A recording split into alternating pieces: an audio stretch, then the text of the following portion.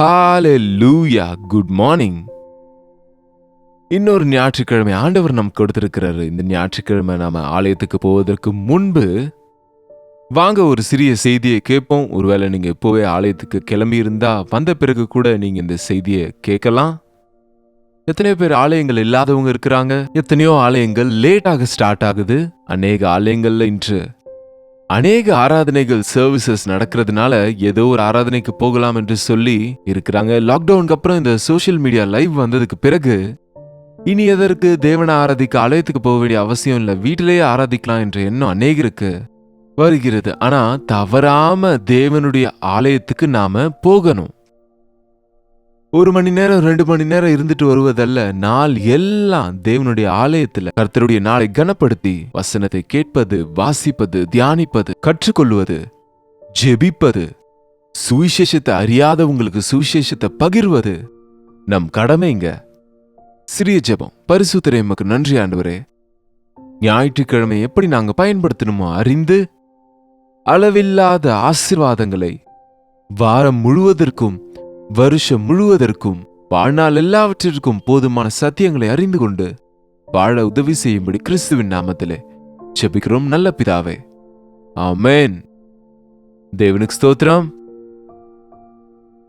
Bible இருக்கா உங்ககிட்ட? பைபிளை வாசிக்கிறீங்களா?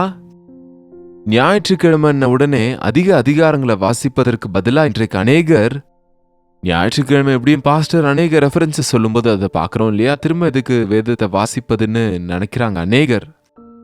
எத்தனை போதனையை கேட்டாலும் உங்களுக்கு நீங்களே முழங்காலில் நின்று பரிசுத்த வசனங்களை வாசித்து பரிசுத்த ஆவியானவரின் உதவியை கேட்டா நீங்கள் பெறுகிற ஆவிக்குரிய பலன், உங்களுக்கு உண்டாகிற ஞானம் ரொம்ப அதிகங்க.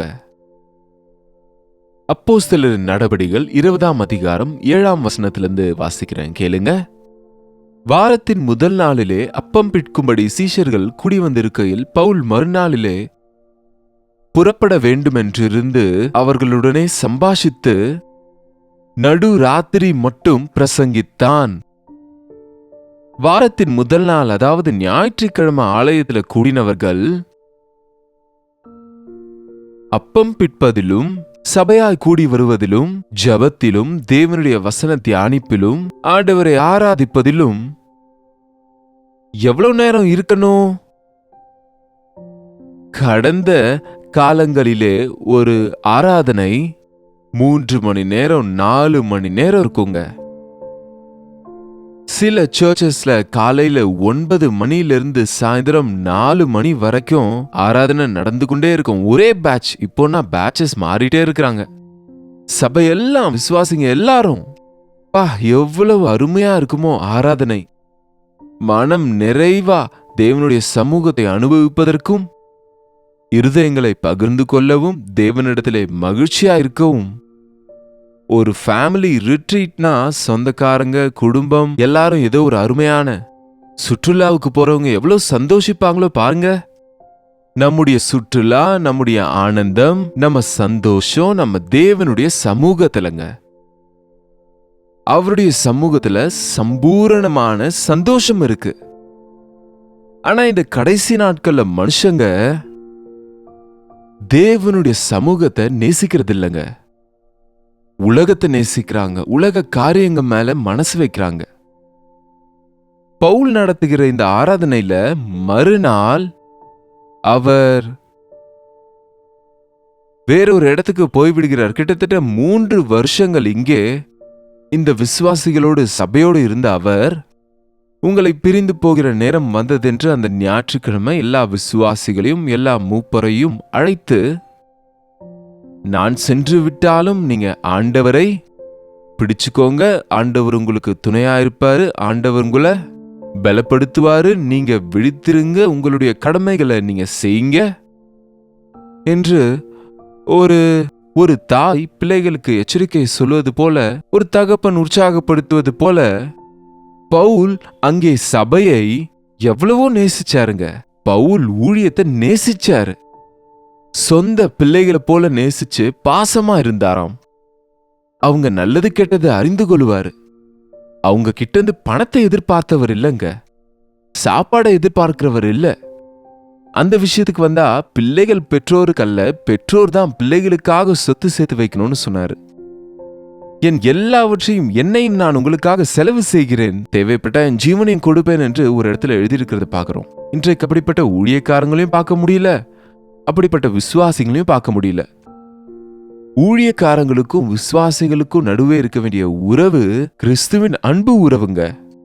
இது எதுவும் கான்ட்ராக்ட் கிடையாது, இது ஒரு டியூட்டி கிடையாது, இது ஒரு கிளாஸ் ரூம் கிடையாது, இது ஒரு பார்ட் டைம் ட்ரைனிங் கிடையாது. அநேகருடைய வாழ்க்கையில தேவனை பரிபூரணமாக பின்பற்றாததுனால தேவனுடைய மனசை அறியும்படிக்கு தேவனுடைய சாயலை கொண்டு வாழும்படியா பிரயாசப்படுகிறது இல்லைங்க. ஏன் கிறிஸ்தவங்களா நீங்க எதுக்கு இயேசு ஆண்டவரை நம்பிக்கொண்டீங்க? கஷ்டங்கள் தீரும்னா, பிரச்சனைங்க தீரும்னா, துணையா இருப்பார் ஆண்டவர்னா, செத்தா மோட்சம் கிடைக்கும்னா, என்னமோங்க. எதுக்குங்க இவ்வளவா என்னை நேசித்த இயேசுவை நான் நேசிக்க கடமைப்பட்டு இருக்கிறேன். நான் இயேசுவை நேசிக்கிறேன், நான் அவரை போல மாறணும், அவர் எனக்காக வைத்திருக்கிற திட்டங்களை நான் நிறைவேற்றணும். ஆஃப்டர் ஆல் ஒரு டாக்டர் ஆகணும்னா 4 இயர்ஸ் 5 இயர்ஸ் படிச்சு ஹவுஸ் சர்ஜனா இருக்கணும். சில ஜாப்ஸ்க்காக, சில படிப்புகளுக்காக, சில போஸ்ட் கிராஜுவேஷன்ஸ்க்காக வீட்டை விட்டுட்டு எங்கெங்கேயோ போய் மற்ற தேசங்களை போய் படிக்கிறாங்க. இவ்வளவு படிச்சும் என்ன வந்தது உங்களுக்கு அப்படின்னு கேட்டா, ஜாப்ஸ் இல்ல,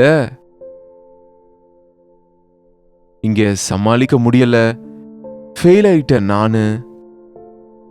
தேவனிலே வளர வேண்டும். என்னங்க, போஸ்ட் கிராஜுவேஷன் செஞ்சிருக்கேன், PhD பண்ணிருக்கேன், ஏதோ ஆராய்ச்சிகள் நான் செய்கிறேன். தேவனுடைய அன்பை ஆராய்ங்க, தேவனுடைய கிருபை ஆராய்ந்து பாருங்க, தேவனுடைய மகத்துவத்தை உணர்ந்துக்கோங்க. விசுவாசிகளாகிய ஒவ்வொருவரும் உன்னதமான நிலையில இருக்கணும்னு தேவன் ஆசைப்படுறாரு. ஏதோ 4 பாஸ்டரும் ஏதோ உலகத்துல 10 பேரையும் தெரிந்து கொண்டாருன்னு நினைக்காதீங்க. ஒவ்வொருவரும் கிறிஸ்துவை அறிந்து கொண்டு ஒவ்வொருவரும் அவரை போல மாறணுங்க. ஞாயிற்றுக்கிழமை ஒரு நாள் ஆண்டவர் நம்ம கொடுத்திருக்கிறாரு. 6 நாள் அவிசுவாசிகளோட வேலை செய்யறோம், உலகத்துல நாம வேலை செய்யறோம், உலகத்துக்காக வேலை செய்யறோம்.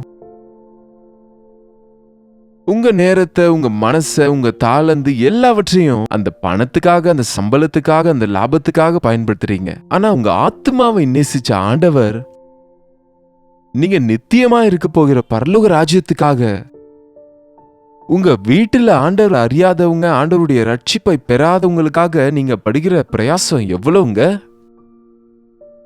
பவுல் மறுநாள் போகிறதுனால மனசுல இருக்கிற எல்லாவற்றையும் அன்றைக்கே சொல்லணும்னு நினைக்கிறார் சபையோட. எவ்வளவு அன்புங்க பவுலுக்கு. நான் போன பின்பு நீங்க பின்வாங்கிடுவீங்களோ, விழுந்துடுவீங்களோ, நீங்க ஜாக்கிரதையா இருங்க, பிரயாசப்பட்டு உங்களை பெற்றேன், கர்ப்ப வேதனைப்பட்டு உங்களை பெற்றேன், சுவிசேஷத்தின் மூலமா உங்களை பெற்றேன், நீங்க என் பிள்ளைங்க, நான் இன்னும் அநேகரை ரட்சிக்க வேண்டிய கடமை எனக்கு இருக்கிறது.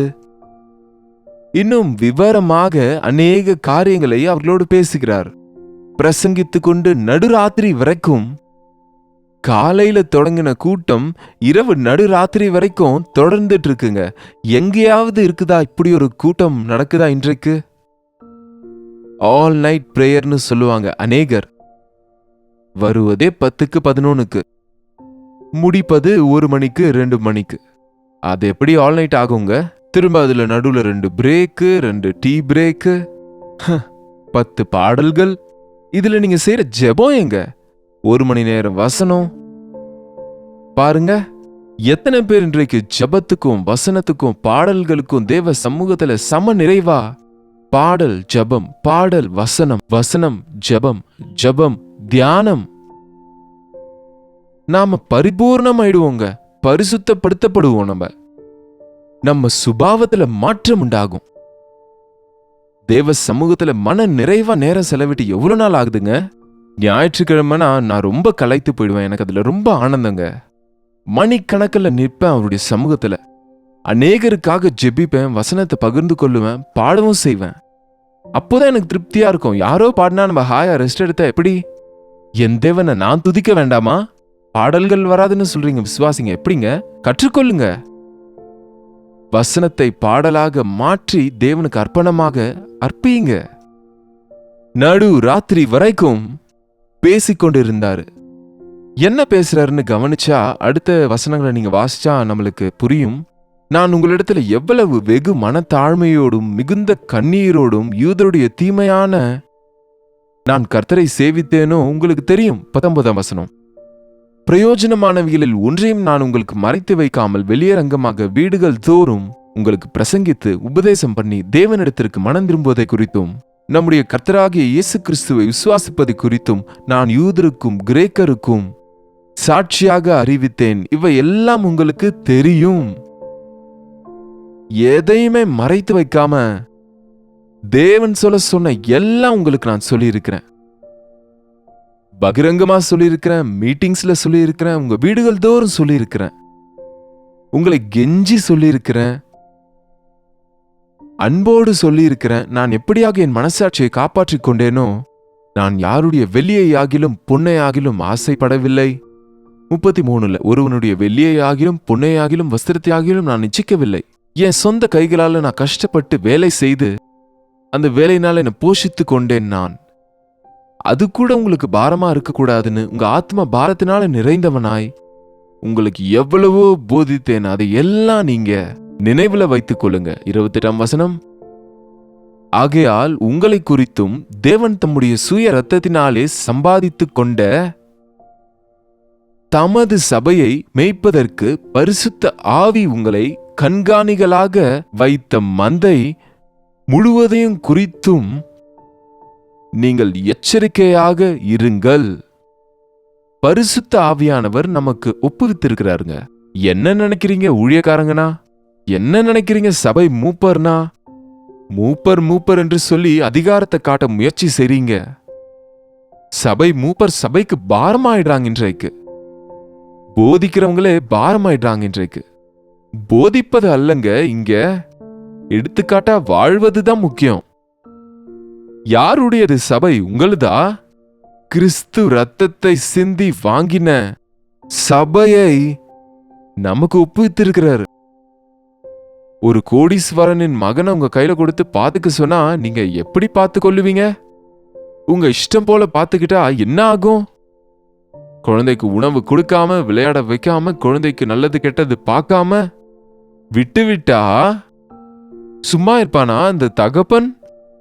ஆண்டவர் தம்முடைய சொந்த ரத்தத்தை கொடுத்து வாங்கிய மந்தையை நமக்கு ஒப்புவித்தா, இன்றைக்கு போதகர்கள் என்பவர்கள் மந்தை மேல அதிகாரத்தை செலுத்தி மந்தையின் பாலை குடித்து என்னங்க அந்த ஆடுகளால என்ன லாபம் வரும்னு பார்த்து அந்த ஆடுகளுக்கு குறைந்தது சரியான வார்த்தையை பகிர்ந்து கொண்டு போஷிக்காம இருக்கிறது, கண்ணீரோடு அவர்களுக்காக ஜெபிக்காம இருப்பது எவ்வளவு வேதனையான காரியங்க. தவறி போனவனை கண்டிப்பது, விழுந்து போனவனை தள்ளி விடுவது அல்லங்க. அவங்கள ரட்சிப்புக்குள்ள நடத்தணும், அவங்கள சரி செய்யணும். நான் போன பின்பு மந்தையை தப்ப விடாத கொடிதான ஓநாய்கள் உங்களுக்குள்ளே வரும், அது மந்தைய விட்டுறாது. எப்பப்பா பாருங்க, இன்றைக்கு சிலர் அதிகாரிகள் அந்த குற்றவாளிகளை எப்படி சிட்சிப்பாங்களோ இரக்கம் பார்க்க மாட்டாங்க. எத்தனை பேர் இன்றைக்கு மணிப்பூர்ல அந்த விரோத சக்திகளால எப்படி சித்திரவதை செய்றாங்களோ மனிதாபிமானம் இல்லாம. இருதயம் கலங்கி போகுதுங்க. தாங்க முடியலங்க இந்த விஷயங்களை கேட்கும்போது. ஒரு அடி நமக்கு விழாவிட்டாலும் அவங்கள அடிப்பது, கொல்லுவது, சிதறடிப்பதே வேலை, சாத்தானின் வேலை. கிறிஸ்துவின் பிள்ளைங்களை சித்திரவதை செய்றவங்க, வாய் திறக்காம இருக்கிறவங்கள சித்திரவதை செய்றவங்க ஏதோ பெரிய காரியத்தை செய்தோன்னு நினைக்கிறாங்க. ஐயோ, தேவன் அவர்களை மன்னிப்பாராக. பவுல் 31ஆம் வசனங்க. ஆனபடியால் நான் 3 வருஷ காலமா இரவும் பகலும் கண்ணீரோடு இடைவிடாமல் ஒவ்வொருவனுக்கும் புத்தி சொல்லிக் கொண்டு வந்ததை நீங்கள் நினைத்து விழித்திருங்கள். 3 வருஷம் உங்கள் நடுவே நான் ஊழியம் செய்த போது ஸ்தோத்திர கூட்டங்களுக்கு, சாவுக்கும் கல்யாணத்துக்கு மட்டும்தான் ஊழியக்காரங்க தேவைப்படுறாங்க. சீக்கிரமா முடிச்சிருங்க பாஸ்டர்னு சொல்லுவாங்க, ஏன்னா எங்களுக்கு நிறைய வேலைங்க இருக்கு என்பது போல. பாஸ்டர் இருக்கிற வரைக்கும் கிறிஸ்தவ பாடல்ல போடுவாங்க, போனதும் சினிமா பாடல்களை போடுவாங்க ஃபங்க்ஷன்ஸ்ல. நீங்க அப்படிப்பட்டவங்களா இருக்கிறீங்களா? 3 வருஷ காலம் நான் உங்கள் நடுவில் இருந்து கண்ணீரோடு அன்போடு எப்படி உங்களுக்கு புத்தி சொன்னேனோ, இரவும் பகலும் எப்படி ஒரு எமர்ஜென்சி டாக்டரை போல நீங்க எப்போ அழைத்தாலும் அப்போ உங்க வீட்டுக்கு வந்து எப்படியாக ஜெபித்தனோ. எனக்கு நைட்டெல்லாம் வாட்ஸ்அப் மெசேஜஸ் வருங்க. விடியற் காலை 1 மணி 2 மணி 3 மணிக்கும் சில ஐசியூல இருக்கிறாங்க, ஆபத்துல இருக்கிறாங்கன்னு ஜெபிக்க சொல்லும் போது நாங்க அந்த நேரத்திலே எழுந்து ஜெபிப்பது. அப்படிப்பட்ட விஷயங்களை கேட்ட பிறகு தூங்கணும்னாலும் தூக்கம் வராது தேவனுடைய சமூகத்துல ஜெபிக்கிறவங்களுக்கு. அதுதான் உண்மையான ஊழியம். காலையிலிருந்து மாலை வரைக்கும் ஆலயத்துல இருந்தாரு. 3 வருஷ ஊழியத்துல ஒவ்வொரு மனிதனுக்கும், ஒவ்வொரு நபருக்கும் ஒரு சபையின் மேய்ப்பர், ஒரு நல்ல மேய்ப்பன் ஒவ்வொரு ஆடையும் கவனித்துக் கொள்வாரு. கண்ணீரோட இடைவிடாமல் ஒவ்வொருவனுக்கும் புத்தி சொல்லி கொண்டு வந்ததை நினைத்து விழித்திருங்கள். இப்பொழுது தேவனுக்கும் அவருடைய கிருபையுள்ள வசனத்துக்கும் உங்களை ஒப்பு கொடுக்கிறேன்.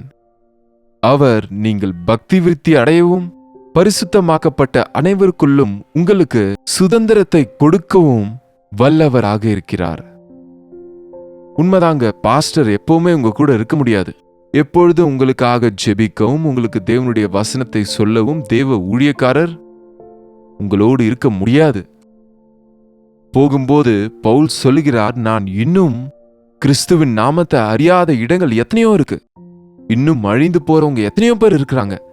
உங்களுக்கு சொல்ல வேண்டியது எல்லாம் சொல்லியிருக்கிறேன், உங்களுக்கு மாதிரியா இருந்திருக்கிறேன், உங்களுக்காக நான் பிரயாசப்பட்டு இருக்கேன். இப்பொழுது நான் போகிறேன், பரிசுத்தாவியானவர் உங்களுக்கு துணை இருப்பார். இப்பொழுதும் தேவனுடைய கிருபையுள்ள வசனத்துக்கும் அவருடைய ஆவிக்கும் உங்களை ஒப்புக் கொடுக்கிறேன் என்று சொல்லி ஜெபிப்பதை பார்க்கிறோங்க.